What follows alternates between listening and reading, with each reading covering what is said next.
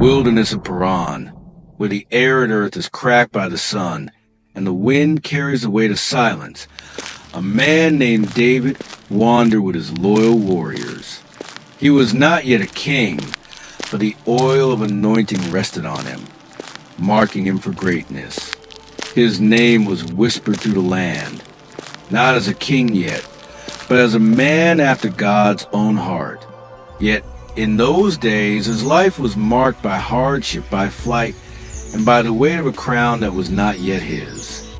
David was no stranger to struggle. His heart had been tested in the fields of Bethlehem, where as a young shepherd boy he had faced lions and bears. And it was his hands that had taken down the giant, Goliath, with nothing but a sling and the power of the living God.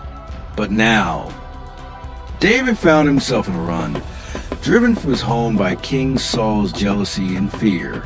David's men, 600 strong, walked with him, outcast fugitives, warriors who had pledged their lives to him, men who would follow him to the deserts and mountains, through hardship and pain, every trial that would come. In this wilderness, in this place of exile, David did not falter. He led his men with wisdom and courage, and though they were in need, they did not stoop to raiding or stealing. David's integrity was not compromised by his situation. Instead, he chose the path of righteousness. He had no army, no castle, no throne, but he had his faith, and that was enough. David and his men had spent some time near the land of Nabal, a wealthy man with a large estate, abundant sheep, and goats that grazed across the hills. In a time when hospitality and kindness were virtues, David's men had been a shield to Nabal's shepherds. They had protected them from thieves and wild animals, offering them safety in the fields. They took nothing in return, leaving no mark upon the land. Only a simple act of kindness for those who had no one to protect them.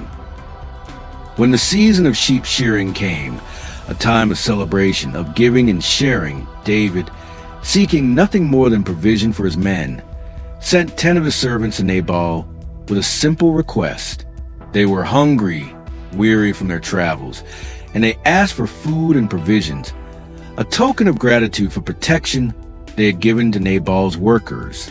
They approached Nabal with respect, with kindness, hoping for a peaceful exchange. But when the request reached Nabal, his heart was hardened. He scoffed at David's men, dismissing them as nothing more than rebels. In a bitter and mocking tone, Nabal said, "Who is David? Who is the son of Jesse? There are many servants these days who break away from their masters. Should I take my bread, my water, and my meat, and give it to men who come from who knows where?" This was not just an insult to David. It was an insult to everything that David stood for. It was a rejection of kindness, of hospitality, and the faith that David had so boldly carried with him. Nabal's words were sharp, cruel, and without reason. He did not see the value in the man who had protected his servants. He did not see the honor in David, the man who was destined for a throne, who was chosen by God. David's response was swift. His anger burned hot, and he ordered his men to prepare for battle. 400 men armed with swords would ride to Nabal's house and exact justice for the insult. David, the future king of Israel, was ready to shed blood, to avenge the wrongs done to him and his men. But in this moment of rage, in this moment of fury, God was about to intervene in a way that only he could. At Nabal's estate, there lived a woman named Abigail. She was Nabal's wife, and though she was married to a man of great wealth, she was not a woman of folly. Abigail was known for her beauty, but more than her physical appearance, she was renowned for her wisdom, her grace, and her discernment. She was a woman of faith and integrity. a woman who had the ability to see beyond the surface and understand the heart of things. When Abigail learned of her husband's insult to David, she was grieved. She knew that Nabal's actions would bring destruction upon their household, and she could not stand by and watch this unfold. Abigail, in her wisdom, knew that David's reputation was known throughout the land, that his men were strong and capable, and that this insult could lead to disaster. Without hesitation, Abigail took matters into her own hands. She gathered provisions, 200 loaves of bread, 2 skins of wine, 5 dressed sheep, grain, raisins, and figs, and prepared them for the journey. She did not wait for Nabal's approval, for he was too drunk with his own pride to understand the gravity of the situation. Abigail did not shrink in fear. Instead, she chose to act with boldness, with courage, and with a deep sense of responsibility. She mounted a donkey and rode toward David, knowing full well that the man she was about to meet was a warrior, a future king, one who had the power to destroy her home with a single command. But Abigail did not ride out to plead for her own safety. She rode out to protect her people, to protect the future of her household, and most importantly, to be an instrument of peace in the midst of wrath. As she approached David's camp, she dismounted and fell at his feet. In humility, she begged for his mercy. "On me alone, my lord, be the guilt," she said. "Please, let your servant speak to you. May the Lord not hold this wrong against you. For as surely as the Lord lives, and as you live, it is the Lord who has kept you from bloodshed, from avenging yourself with your own hands." David, hearing these words, was moved. Abigail spoke with such wisdom, with such grace, that it caused David to pause, to reconsider his course of action. In that moment, Abigail reminded David of who he was. She reminded him of the destiny that awaited him. The throne of Israel, a kingdom ruled with justice and mercy. She reminded him that vengeance was not his to take, that the Lord had a purpose for him, and that he must not let the bitterness of this moment define his future. David's anger subsided. His heart softened.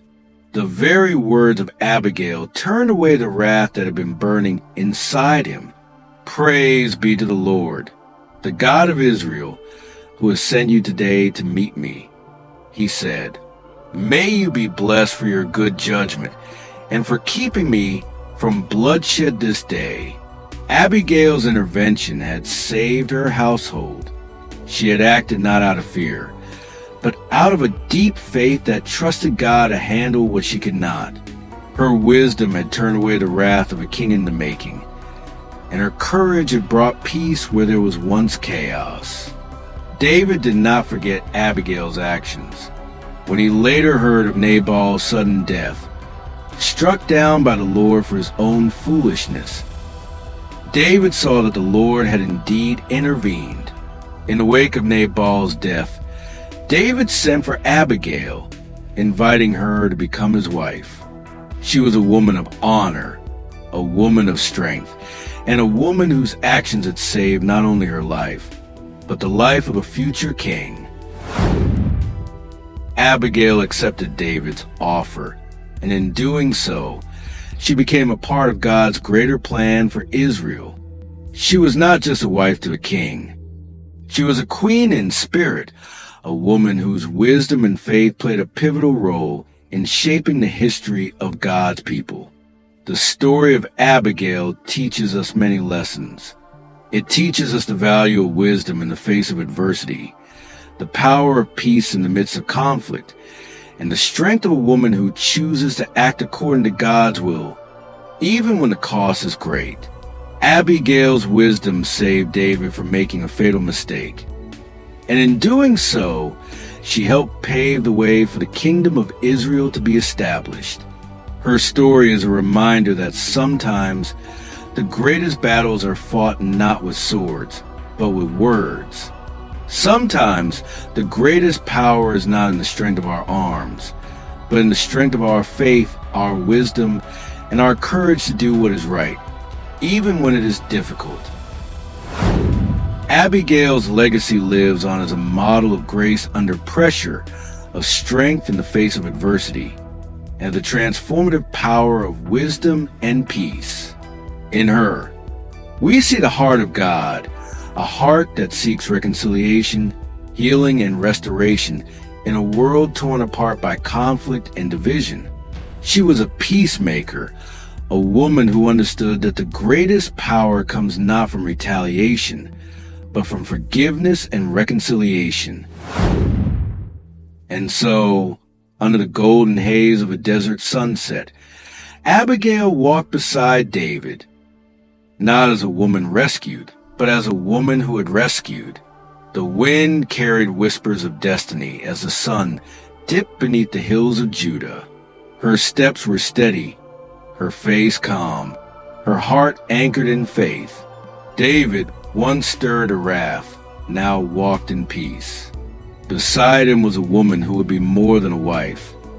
She would be a counselor, a voice of wisdom, a vessel of God's intervention. From the wilderness to the throne, Abigail's courage will remain a quiet echo in David's legacy. Her story reminds us that one act of wisdom, one brave heart, and one timely word can shift the course of nations. And in a world still hungry for peace, Abigail stands as a timeless example. Not all heroes wear armor. Some ride in humility, speak with grace, and change the world with wisdom. Thus ends the story of Abigail, the peacemaker who saved a king and helped shape the kingdom to come.